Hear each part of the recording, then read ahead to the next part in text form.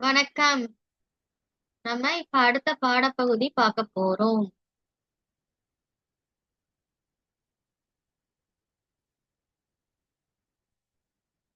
என்ன பாடம் அப்படின்னா உலக பழமொழிகள். அதுதான் இப்ப பார்க்க போறோம். சரிங்களா? இந்த பழமொழிகள் இது எதுக்காக சொல்றாங்க அப்படின்னா, இந்த பழமொழிகள் மூலமா நம்ம என்ன தெரிஞ்சுக்கலாம் அப்படின்னா, அதாவது அஹ் நமக்கு முன்னாடி வாழ்ந்த மக்களோட அனுபவங்கள். அவங்க எப்படி வாழ்ந்தாங்க, அவங்களுடைய கலாச்சாரம், அந்த கல்ச்சர், அந்த பண்பாடுன்னு சொல்லுவாங்க இல்லையா, அதெல்லாம் எப்படி இருந்துச்சு, அவங்களுடைய செயல்கள் எப்படி இருந்துச்சு, அவங்களுடைய அந்த பேசுற அந்த வார்த்தைகள், சரிங்களா, என்னென்ன மாதிரியான விஷயங்களை பயன்படுத்துனாங்க, இப்படியெல்லாம் வந்து எது மூலமா நம்ம தெரிஞ்சுக்கலாம்னா அந்த பழமொழி அது மூலமா நம்ம தெரிஞ்சுக்கலாம். அதாவது பழங்கால மக்களுடைய அவங்களுடைய அவங்களுடைய வாழ்க்கை முறை, சரிங்களா, அதை தெரிஞ்சுக்கிறதுக்கு நம்ம இந்த பழமொழி ரொம்ப பயன்படுது அப்படின்னு சொல்றாங்க. சரிங்களா, இத வந்து முதுமொழி அப்படின்னு சொல்றாங்க. ஏன்னா அது வந்து நம்ம முன்னோர்களுடைய அனுபவங்களை ஒரு சுருக்கமான வார்த்தைகளால அது சொல்றதுனால இது முதுமொழி அப்படின்னு சொல்றாங்க. சரிங்களா. நமக்கு வந்து முதிர்ச்சியான விஷயங்களை சொல்றது. சரிங்களா, முதிர்ச்சியான விஷயங்கள் அப்படின்னா என்னது, ஏற்கனவே மக்கள் அனுபவப்பட்ட விஷயங்களை சொல்றது. அதனால இது என்னன்னு சொல்றாங்க, முதுமொழி அப்படின்னு சொல்றாங்க. சரிங்களா. இப்ப வந்து உலக நாடுகள்ல பலவிதமான பழமொழிகள் வழக்கத்துல இருக்கு. அதுல சில பழமொழிகளை இங்க நமக்கு உதாரணமா கொடுத்திருக்காங்க. முதல்ல வந்து அமெரிக்க நாடு, அங்க பயன்படுத்தப்படும் ஒரு பழமொழி செயலே பேசும். சரிங்களா, செயலே பேசும் அப்படின்னா என்ன அர்த்தம்னா, இப்போ நம்ம வந்து ஒரு விஷயத்த சொல்லுவோம், எனக்கு நான் வந்து இதை செய்ய போறேன், அதை செய்ய போறேன், அப்படி இப்படின்னு வாயாலேயே ரொம்ப ஆர்ப்பாட்டம் பண்ணி நம்ம சொல்லிக்கிட்டு இருப்போம். ஆனா ஒரு நேரத்துல நம்மளால நம்ம சொன்ன விஷயத்த செய்ய முடியாம போயிடும். அப்ப மத்தவங்க வந்து என்ன கேலி கிண்டலும் பண்ணுவாங்க, நீ என்னமோ பெருசா சொன்ன, இதை செய்ய போறேன் அதை செய்ய போறேன்னு, கடைசியில ஜீரோவா, ஒண்ணுமே செய்யலையா அப்படின்னு கிண்டல் கேலி பண்ணுவாங்க. அதனால எந்த ஒரு விஷயத்தையும் நம்ம வந்து நான் இது பண்ண போறேன் அது பண்ண போறேன்னு வந்து சொல்லாம, முதல்ல அந்த விஷயத்த செஞ்சு காட்டிட்டு அப்படி அப்புறம் வந்து அதை பத்தி சொல்லணும். அதுதான் நமக்கு பெருமையை தரும். அதாவது நம்ம செய்யக்கூடிய செயல் தான் நிற்கும், என்னைக்குமே பேச்சு நிக்காது. அதனால வந்து எப்பவுமே ஒரு விஷயத்த நான் இது செய்ய போறேன் அது செய்ய போறேன்னு சொல்றதை விட, நம்ம ஒரு செயலை செஞ்சுட்டு அதுக்கப்புறம் அதை பத்தி பேசணும் அப்படின்னு சொல்றாங்க. சரிங்களா, செயலே பேசும், இதுதான் அந்த பழமொழி. அடுத்தது அன்பை விதைத்தவன் நன்றியை அனுபவிப்பான். இது எந்த நாட்டுல இந்த பழமொழியை பெரும்பாலும் பயன்படுத்துறாங்க அப்படின்னா அரேபியன் நாடு, அரேபியன் கண்ட்ரிஸ். சரிங்களா. இதுல அன்பை விதைக்கிறது, இதுல வந்து என்னன்னா நம்ம வந்து என்னத்தை கொடுக்குறோமோ அதுதான் நமக்கு திரும்பி வரும். சரிங்களா. இப்ப வந்து எல்லா உயிர்களிடத்தும் நம்ம அன்பு உள்ளவங்களா இருக்கணும். ஒரு எறும்பா கொசுவா இருந்தா கூட நம்ம அதுகிட்ட கூட அன்புள்ளவங்களா இருக்கணும். அதாவது அருள், அந்த இரக்கம் உள்ளவங்களா இருக்கணும். ஏன்னா அதுவும் ஒரு உயிர் தான். மனுஷன் மனுஷன் அன்பு செலுத்துறது மட்டும் இல்ல, எல்லா உயிர்களிடத்தும், ஒரு மரமா இருந்தா கூட நம்ம என்ன பண்ணணும், அதுகிட்டயும் அன்பு செலுத்தணும். எல்லா ஓரறிவு முதல் 6 அறிவு உள்ள எல்லா உயிர்களிடத்திலும் நம்ம அன்பு செலுத்தணும். அந்த அன்பை விதைக்கணும் அப்படின்னு சொல்றாங்க. சரிங்களா. விதை என்ன பண்ணும், ஃபர்ஸ்ட் ஒரு துளிரா வரும், அப்புறம் ஒரு செடியா வரும், அப்புறம் சிறு மரமா வரும், அப்புறம் பெரிய மரமாயி அது எல்லாருக்கும் பயனை தரும் இல்லையா. அது வந்து விதைத்த நமக்கே பயனை தரும். அதுதான் இங்க சொல்றாங்க. நம்ம வந்து அந்த செடி கொடிக்கு ஒரு அன்பை செலுத்துறோம், திருப்பி அது என்ன பண்ணுது, அது காய் பழம் பூ அதை கொடுத்து திருப்பி அதோட அன்பை நமக்கு திருப்பி கொடுக்குது. அப்ப நிச்சயமா வந்து இந்த அன்பை விதைச்சவங்களுக்கு திரும்ப என்ன கிடைக்கும், அந்த அன்பே திரும்ப ஒரு நன்மையா கிடைக்கும். அது நம்ம அன்பை கொடுத்தவங்க என்ன பண்ணுவாங்க, நம்ம நன்றி உள்ளவங்கள அதை திரும்ப செலுத்துவாங்க. ஆனா நம்ம என்ன பண்றோம், இப்ப நம்ம வந்து ஒரு ஒரு உயிரினத்துக்கிட்ட அன்பு காட்டுறோம் அப்படின்னா, நம்ம வந்து நான் அன்பு செலுத்தினேன் ஆனா எனக்கு ஒண்ணும் பெருசா எந்த நன்மையும் நடக்கல அப்படின்னு நம்ம நினைப்போம். அதுக்கு பதில் துன்பம் தானே வருது, அப்படி வருது இப்படி வருதுன்னு நினைப்போம். ஆனா அப்படி இல்ல. நம்ம விதைச்ச விதை நிச்சயமா எப்படியோ யார் மூலமோ நமக்கு நிச்சயமா என்ன பண்ணும், திரும்ப நமக்கு ஒரு நன்மையை கொடுக்கும். அதுக்கு சில காலங்கள் ஆகும். சரிங்களா. அதனால வந்து நம்ம எப்பவுமே வந்து அன்பை செலுத்திட்டு நம்ம எதுவுமே நடக்கலைன்னு நம்ம வந்து நம்ம குணத்தை மாத்திக்க கூடாது. சரிங்களா? எப்பவுமே நம்ம அதே அன்புள்ளவங்களாதான் இருக்கணும் எல்லா உயிரினங்களிடத்தும். இதுதான் நமக்கு இது சொல்லி தருது. அடுத்தது வந்து முதல் பட்டத்திற்கு படிப்பதுதான் கடினம், அடுத்த பட்டம் தானாக வரும். இது வந்து ஒரு சீன பழமொழி. சைனா அந்த கண்ட்ரி இருக்கு இல்லையா, அங்க பயன்படுத்தக்கூடிய ஒரு பழமொழி.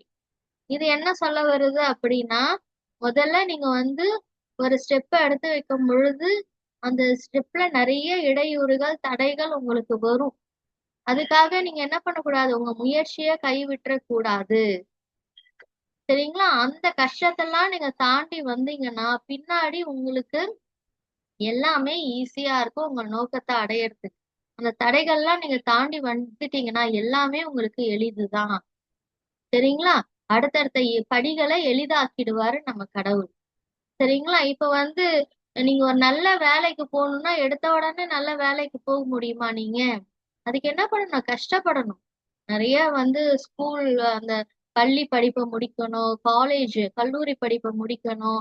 ஐயோ இதெல்லாம் கஷ்டமா இருக்குப்பா அப்படின்ட்டு நீங்க அதெல்லாம் முடிக்காம விட்டுட்டீங்கன்னா உங்களால என்ன பண்ண முடியாது, ஒரு நல்ல வேலைக்கு போக முடியாது, வாழ்க்கையில சந்தோஷமா இருக்க முடியாது.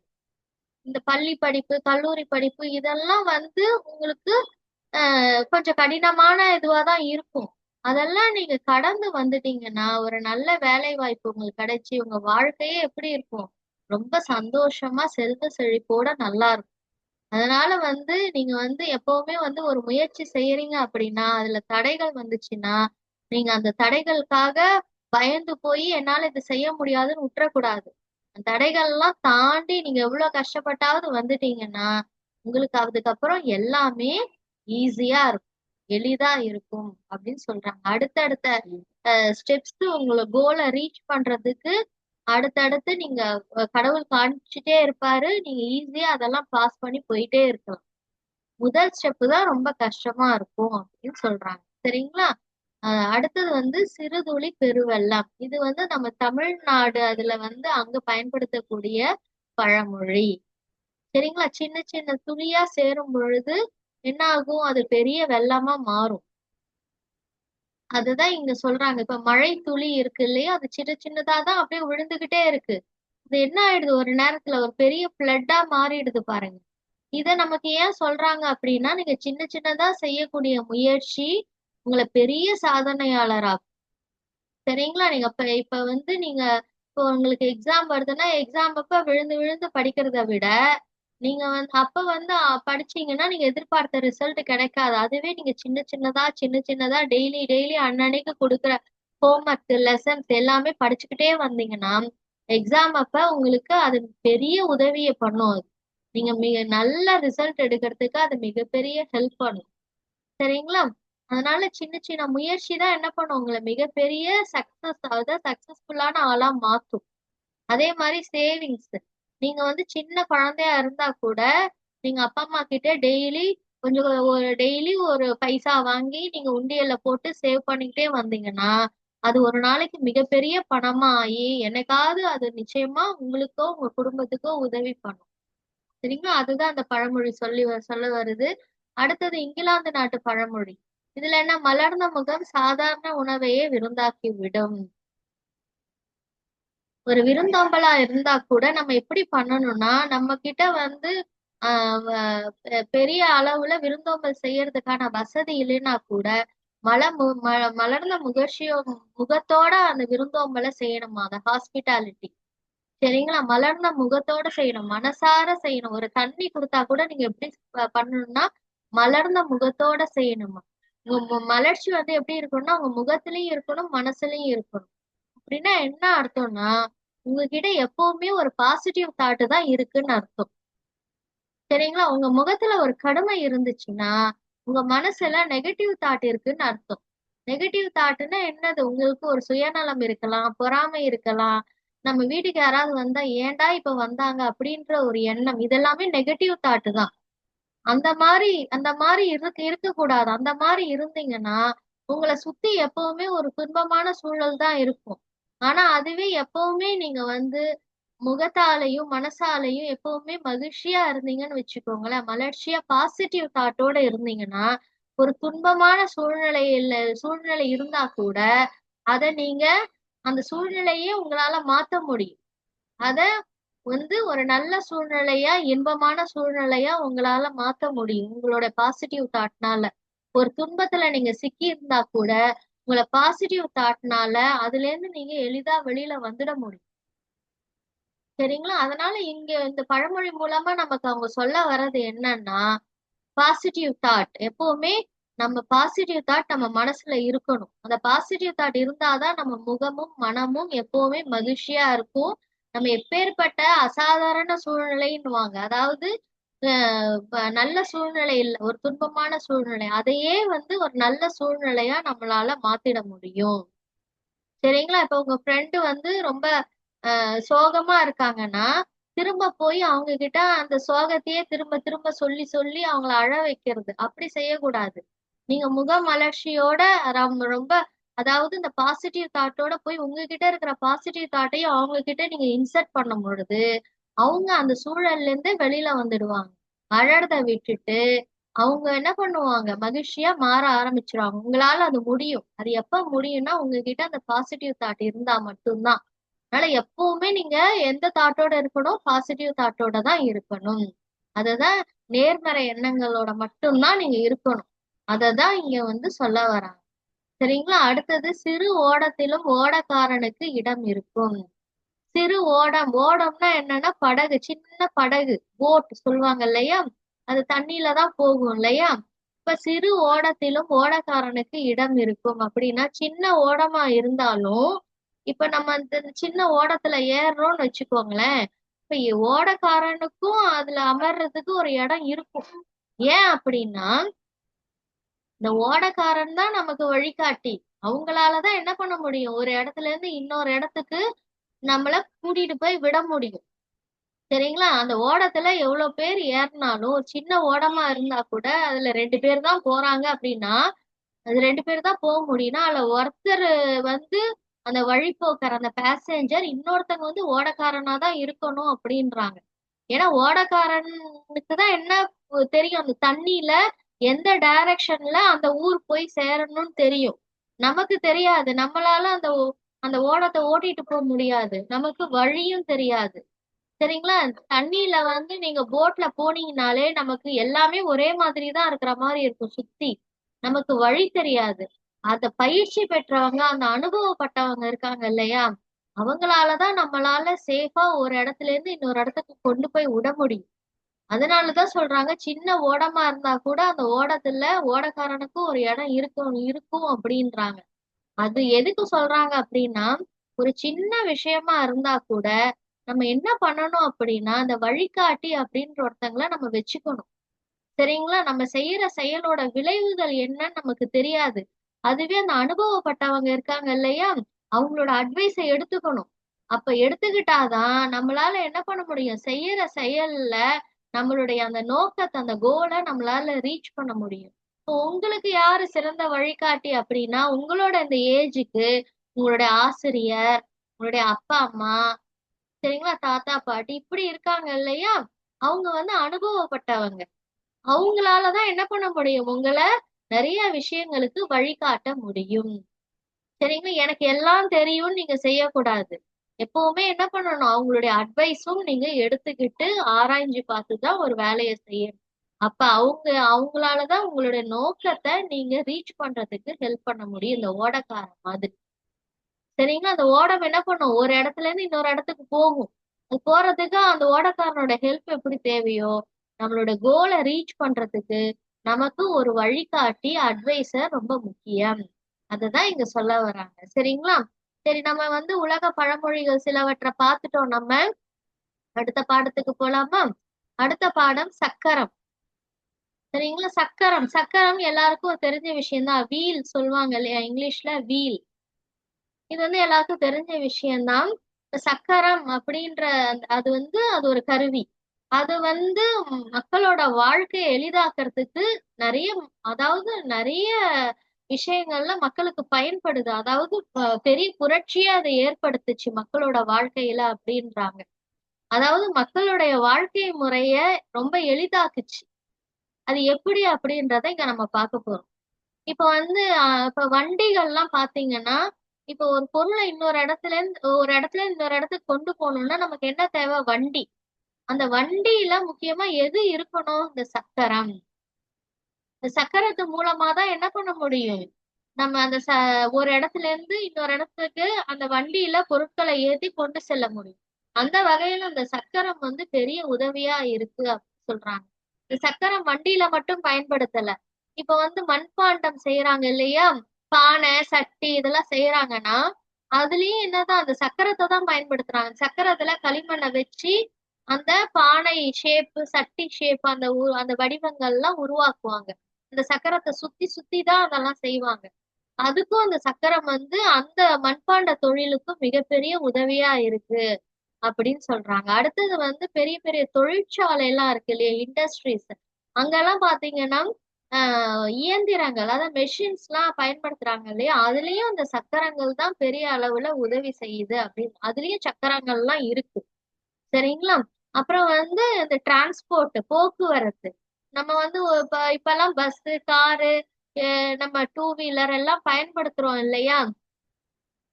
அப்புறம் சைக்கிள், அந்த மிதிவண்டி, அதுதான் சொல்றாங்க. மிதிவண்டி முதல் வானில் பறக்கும் விமானம் வரை எல்லாத்துலயும் என்ன இருக்கு? இந்த சக்கரம் இருக்கு. சரிங்களா? ஏரோப்ளேன்ல கூட சக்கரம் இருக்கு. தரை இறங்கும் பொழுது அந்த சக்கரத்தை வச்சுதான் அதனால தரை இறங்க முடியும். இது எல்லா இடத்துலயும் அதாவது நம்ம ஒரு ஒரு ஊர்ல இருந்து இன்னொரு ஊருக்கு போகணும், ஒரு இடத்துல இன்னொரு இடத்துக்கு போகணும் அப்படின்னா இந்த வாகனங்கள் ரொம்ப பயன்படுது இல்லையா? இந்த வாகனங்கள் ஓடுறதுக்கு எது மிக மிக மிக முக்கியமா பயன்படுதுன்னா அந்த சக்கரங்கள். இந்த சக்கரங்கள் எதால வந்து உருவாக்குறாங்க அப்படின்னா மரம். இப்ப மாட்டு வண்டி, குதிரை வண்டி எல்லாம் இருக்கு இல்லையா? அதெல்லாம் பாத்தீங்கன்னா மரத்தாலான சக்கரம் இருக்கும். அடுத்து உலோகம், மெட்டல். அதுலயும் சக்கரங்கள் வந்து இந்த மிஷின்ஸ்ல எல்லாம் பயன்படுத்துறாங்க இல்லையா? அது மெட்டல். அடுத்து ரப்பர். ரப்பர்ல பாத்தீங்கன்னாக்கா இப்ப வாகனங்கள், வண்டி எல்லாம் இருக்கு இல்லையா? நம்ம சைக்கிள், டூ வீலர், அப்புறம் வந்து ஏரோப்ளேன், காரு, பஸ் இதெல்லாம் ரப்பரால் ஆன அந்த சக்கரம் தான் பயன்படுத்துறாங்க. அது மட்டும் இல்ல இப்ப சின்ன பசங்க விளையாடுறாங்க இல்லையா? அதுல அதுல பொம்மை காரு, பொம்மை பஸ் இந்த மாதிரி எல்லாம் இருக்கு இல்லையா? அதுலயும் என்ன பண்றாங்க? விளையாடுறாங்க. அந்த சக்கரங்கள் இருக்கு. இப்படி வந்து மக்களோட வாழ்க்கையில வந்து இந்த சக்கரங்கள் வந்து பெரிய மாற்றங்களை ஏற்படுத்தி இருக்கு.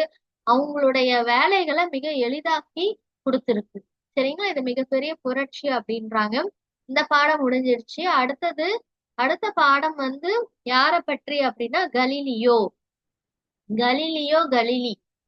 அவரை பத்தியும் ஜேம்ஸ் வாட் அவரை பத்தியும் தான் நம்ம படிக்க போறோம். சரிங்க? இவங்க ரெண்டு பேரும் யாரு அப்படின்றத இந்த பாடத்துல பார்க்க போறோம்.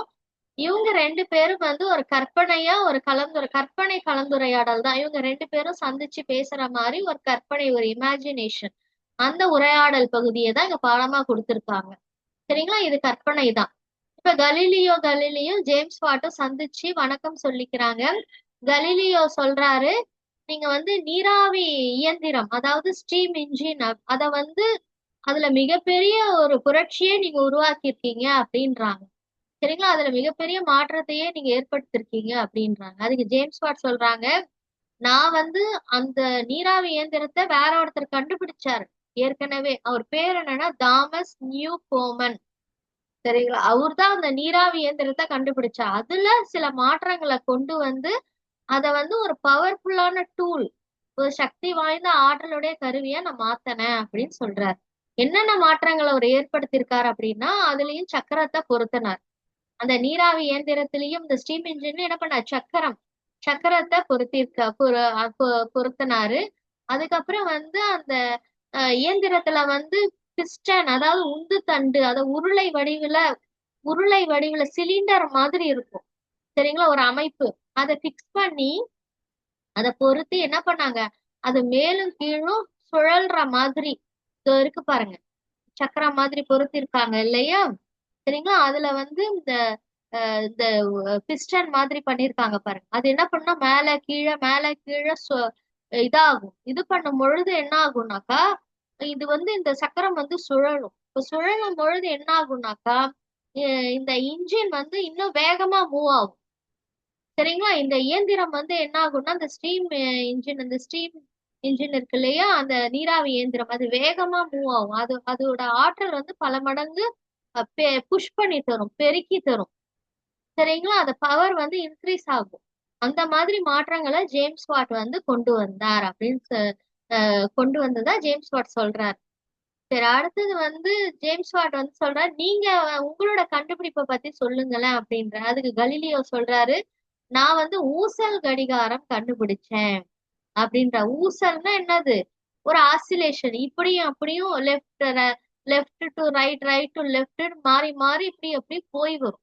அதுதான் ஊசல். அந்த கடிகாரத்தை கண்டுபிடிச்சாரு அப்படின்னு.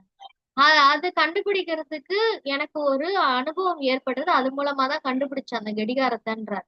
என்ன அனுபவம்? எப்படி அந்த கடிகாரத்தை கண்டுபிடிச்சீங்கன்னு கேட்கும் போது கலீலியோ சொல்றாரு, நான் ஒரு நாள் மாதா கோவிலுக்கு போயிருந்தேன்ற. மாதா கோவில்னா அந்த மாதா டெம்பிள்.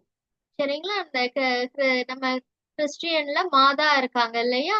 அவங்க அந்த அந்த டெம்பிள், அந்த சர்ச், அங்க வந்து அவர் போயிருந்தாராம். அங்க வந்து என்ன இருந்துச்சுன்னா, கண்ணாடியாலான விளக்குகள். விளக்குகள் வந்து எப்படி இருந்ததுன்னா, விளக்குகள் சுத்தி கண்ணாடி போட்டு அந்த விளக்கை உருவாக்கி இருந்தாங்க. சரிங்களா? அந்த கண்ணாடி விளக்குகள் இருக்கு இல்லையா? அத மேல தொங்க விட்டுருந்தாங்க சீலிங்ல இருந்து. தொங்க விடும் பொழுது அந்த கண்ணாடி விளக்கு என்ன ஆச்சுன்னா, காத்துல இப்படியும் இப்படியும் வலது பக்கமாவும் இடது பக்கமாவும் போய் போய் வந்துச்சாம். அப்ப வந்து வலது பக்கம் போகும்போது எவ்வளவு நேரம் ஆச்சு, இடது பக்கம் போகும்போது எவ்வளவு நேரம் ஆச்சுன்னு நான் கணக்கிட்டேன், கால்குலேட் பண்ணேன். அப்ப வந்து வலது பக்கம் போறதுக்கு எவ்வளவு நேரம் ஆச்சோ அதே நேரம் தான் இடது பக்கம் போறதுக்கும் ஆச்சு அப்படின்றார். ஆனா ஜேம்ஸ் வாட்டுக்கு ரொம்ப ஆச்சரியம். நீங்க நேரத்தை எப்படி கால்குலேட் பண்ணீங்க, கணக்கிட்டீங்க? ஏன்னா உங்க காலத்துல கடிகாரமே இல்லையே அப்படின்றார். அதுக்கு கலீலியோ சொல்றாரு, ஆமா, கடிகாரம் இல்ல. ஆனா வந்து என்னுடைய நாடி துடிப்பு பல்ஸ் இருக்கு இல்லையா?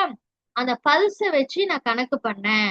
சரிங்களா? அப்ப வலது பக்கமா போகும்போது என் கையில எவ்வளவு பல்ஸ் வந்தது, இடது பக்கமா போகும்போது என் கையில எத்தனை பல்ஸ் வந்ததுன்னு கணக்கு பண்ணேன். அதை வச்சு நான் வந்து இந்த நேரத்தை கணக்கு பண்ணேன் அப்படின்னு சொல்றாங்க. சரிங்களா? வேற என்ன கண்டுபிடிச்சீங்க அப்படின்ட்டு ஜேம்ஸ் வாட் கேக்குறாங்க. அதுக்கு கலீலியோ சொல்றாரு, நான் வந்து தொலைநோக்கி டெலஸ்கோப், சரிங்களா? தூரத்துல இருக்கிறத நமக்கு கிட்டக்க கொண்டு வந்து காமிக்கும் இல்லையா? அது அது டெலஸ்கோப், அதை கண்டுபிடிச்சேன். அடுத்தது டெம்பரேச்சர், நம்ம உடம்பு வெப்பநிலை இருக்கு இல்லையா? அதை செக் பண்றதுக்கான வெப்பமானி, இந்த தெர்மாமீட்டர் அப்படின்னு சொல்லுவாங்க இல்லையா? இப்ப ஃபீவர்லாம் அடிச்சதுன்னா என்ன பண்ணுவோம்? எவ்வளவு ஃபீவர் இருக்கு, எத்தனை ஃபாரன்ஹீட் இருக்குன்னு கண்டுபிடிப்போம் இல்லையா? அதுக்கு தெர்மாமீட்டர் யூஸ் பண்ணுவோம் இல்லையா? அதை வந்து கண்டுபிடிச்சாரு இவரு. அதை கண்டுபிடிச்சதாவது கலீலியோ. சரிங்களா? ரெண்டு பேரும் அவங்களுடைய கண்டுபிடிப்புகளை பத்தி பேசி முடிச்சுட்டாங்க. இந்த கண்டுபிடிப்புகள்லாம் மேலும் வந்து இப்ப இருக்கிற யூத் ஜெனரேஷன், அதாவது இப்ப இருக்கிற இளைஞர்கள் பல கண்டுபிடிப்புகளை ஆஹ் பல விதமான கண்டுபிடிப்புகளுக்கான முயற்சிகள்ல ஆர்வத்தை தூண்டும் வகையில இருக்கும் அப்படின்னு சொல்லிட்டு இவங்க ரெண்டு பேரும் சொல்லி நன்றி சொல்லிட்டு கிளம்பிட்டாங்க. இதுதான் இந்த பாடப்பகுதி. இப்ப 3 பாடங்கள் நம்ம பார்த்துட்டோம். நீங்க ரொம்ப அழகா அப்படியே பார்த்து வாசிச்சு ரெக்கார்ட் பண்ணி அனுப்புங்க, ஒவ்வொரு பாடத்தையும் தனித்தனியா. Thank you so much.